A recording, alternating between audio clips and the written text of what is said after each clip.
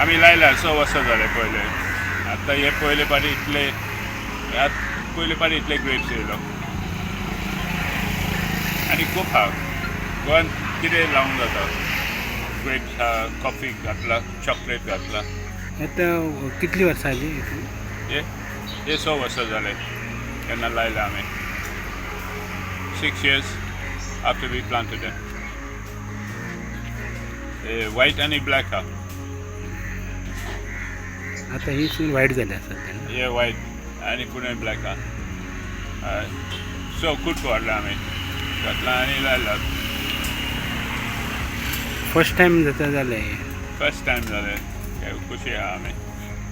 आनी 6 महिने 4 महिने लागतले हे. हय अजुनूय जावंक ना. सारके गोठ हा. टायम हा. चॉकलेटाचें झाड. Without they put going, this small plant here will become a big chocolate. And this one here is sitapal, cancer fruit now. Yeah. Cancer fruit. At the back of Shiva we have coffee growing. Or you can grow anything. You just need love. Cow's urine we put jaggery, we leave it to rest for 1 day and then we spread it along the plants. But only natural, organic fertilizer we use. Nothing else. No powder, no nothing. Only cow shit and cow's urine.